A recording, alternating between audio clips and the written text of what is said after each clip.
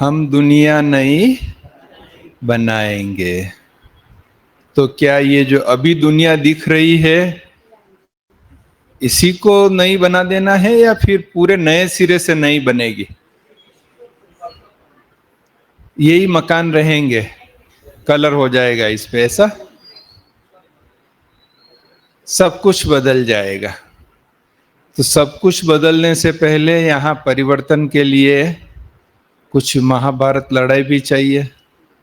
वो भी तो गाई हुई है शास्त्रों में कि कैसे महाभारत लड़ाई हुई थी और चारों तरफ महाविनाश जैसा सीन हुआ था। अलग अलग हथियारों से लड़ाई हुई थी। उस महाभारत की लड़ाई में भी कितने प्रकार के हथियार बताते हैं। उन्होंने ये बाण छोड़ा, उन्होंने ये छोड़ा, ऐसे हुआ वैसे हुआ, और करोड़ों लोगों की मृत्यु हुई थी, ऐसा भी सब उसमें बताते हैं। वास्तव में वो जो महाभारत है जो हिंसा वाला बताया हुआ है वो तो अपने आप ही होना है इस दुनिया में। चारों तरफ परिस्थितियां भी ऐसी आई है जो उस प्रकार से होना है। पर मूल महाभारत जो है वो यहां होता है। मन की जो धरती है उस मन की धरती पर महाभारत चलता है। कैसे महाभारत चलता है मन की धरती पर? मन में जो विकार है वो एक तरफ खड़े हैं। काम, क्रोध, लोभ, मोह, अहंकार, ईर्ष्या, नफरत, वैरभाव, घृणा, आलस्य, अलबेलापन, ये सब एक तरफ खड़े हैं हथियार लेके, कौरवों की सेना। और दूसरी तरफ देवी गुण और शक्तियां, ज्ञान, पवित्रता, शांति, प्रेम, आनंद, सुख, और सारे ही देवी गुण और सारी शक्तियां, ये सब खड़े हैं। अब यहां पर युद्ध चलता है। लोभ आया कि थोड़ा और खा लूं, थोड़ा और खा लूं, फिर इधर से कहते हैं कि नहीं, अब लिमिट हो गई, अब नहीं खाने का है। तो मन में क्या होता है? महाभारत चलता है। किसी को लोभ आता है कि चलो मैं ये चीज में ले लूं, छुपा लूं, रख लूं। फिर दूसरी तरफ से देवी गुण कहते हैं कि नहीं, यह ठीक बात नहीं है, ऐसा नहीं करने का है। तो अंदर महाभारत चलता है। तो हर चीज का द्वंद्व चलता है अंदर, युद्ध चलता है अंदर, अच्छाई और बुराई का। जीतता कौन है? जिसको हम सपोर्ट करते हैं वो जीतता है। अगर हमने बुराई को सपोर्ट किया तो बुराई जीतती है, अगर हमने अच्छाई को सपोर्ट किया तो अच्छाई जीतती है। ये बहुत सूक्ष्म युद्ध है जिसे हमें देखना चाहिए। वो दुनियावी युद्ध तो अपने आप हो जाएगा, उसमें हमारा कोई रोल नहीं है, वो तो अपने समय पे हो भी जाएगा, सब निपट भी जाएगा। हमारा रोल है कि यहां जो युद्ध चल रहा है इस युद्ध में हम विजयी बने। और विजयी बनने का यादगार भी है। क्या यादगार है?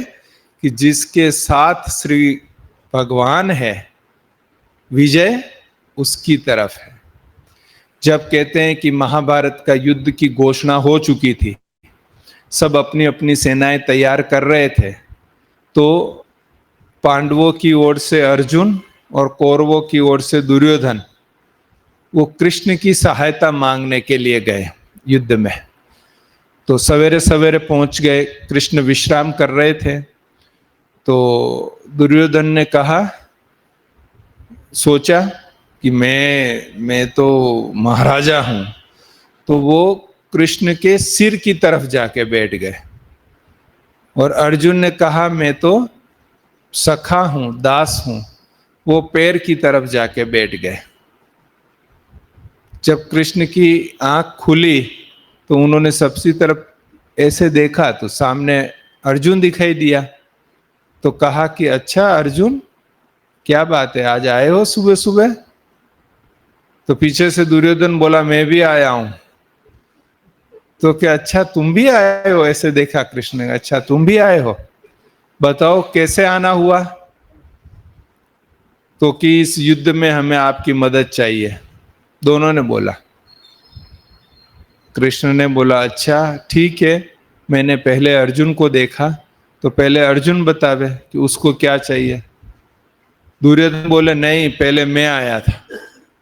आपने उसको देखा, उससे क्या, पहले मैं आया था, इसलिए पहला मैं मांगूंगा। तो कृष्ण ने कहा, भाई देख लो। अर्जुन बोले, ठीक है, ये मांग ले पहले, मैं फिर बाद में मांगूंगा।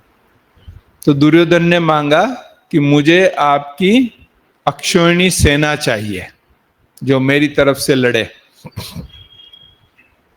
कृष्ण ने कहा, तथास्तु, दे देंगे आपको। अर्जुन को बोला, तुझे क्या चाहिए? ताकि प्रभु मुझे कुछ नहीं चाहिए, बस आप मेरे रथ पर विराजमान हो, मुझे इतना ही चाहिए, आपका साथ चाहिए बस। तो कृष्ण ने कहा, लेकिन मैं तो हथियार नहीं उठाऊंगा युद्ध में, ये मेरा प्रण है कि मैं हथियार नहीं उठाऊंगा। फिर तू मुझे लेके क्या करेगा? कि प्रभु आप जहां हो सब वहां है, विजय वहां है, इसलिए मुझे आप ही चाहिए। कहा ठीक है, मैं आ जाऊंगा तेरे रथ में। तो एक भगवान को अपनी तरफ लेके उन्होंने अपनी जीत निश्चित कर दी। तो यहां पर भी जो युद्ध चल रहा है, उस युद्ध में क्या करना है? एक परमात्मा को, शिव बाबा को बस अपना बना लिया तो चाहे जितना भी अंदर तूफान चलेगा, लेकिन जीत हमारी ही होगी। ये बहुत समझदारी की बात है कि एक परमात्मा को अपना बना लेने से सब जीत हो जाती है। एक बार एक राजा जंगल में शिकार करने गया। शिकार करते करते उसके सैनिकों से वो बिछुड़ गया और एक आदिवासियों ने उस पर आक्रमण करने का सोचा। तभी गांव के कुछ 4 नौजवान जो है उधर से गुजर रहे थे। उन्होंने उन आदिवासियों को भगाकर राजा की रक्षा की।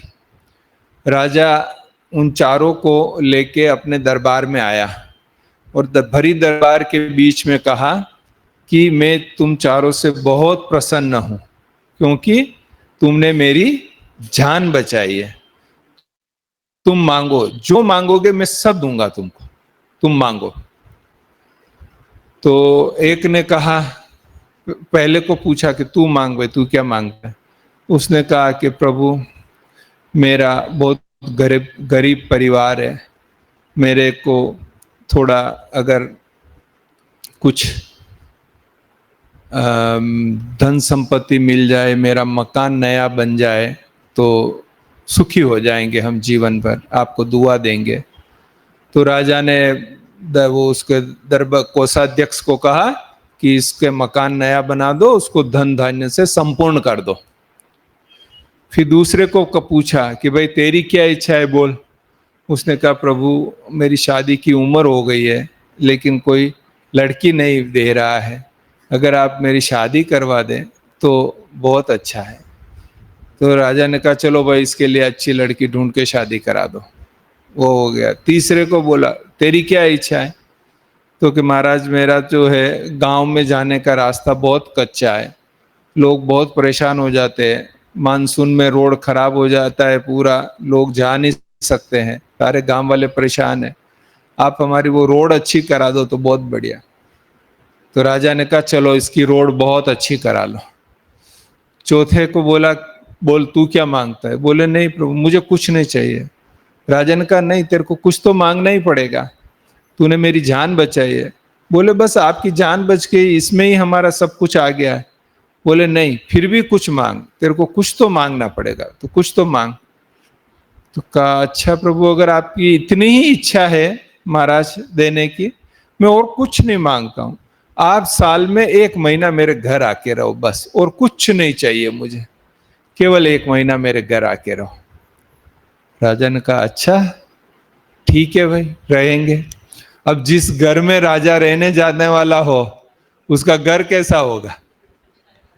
हैं? उसका तो वैसे ही महल बना दिया जाके।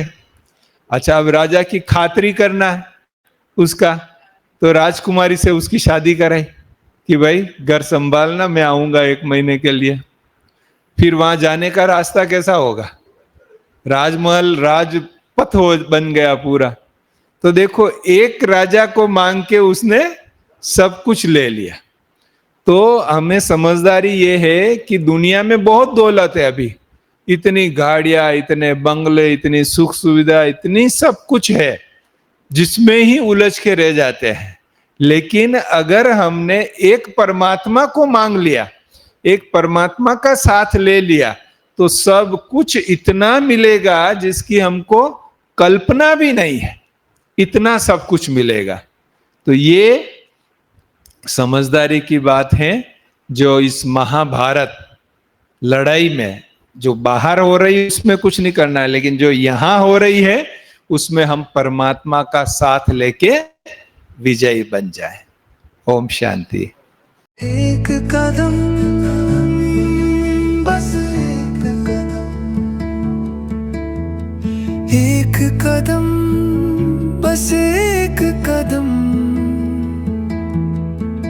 तू चलता चल, तू चलता चल।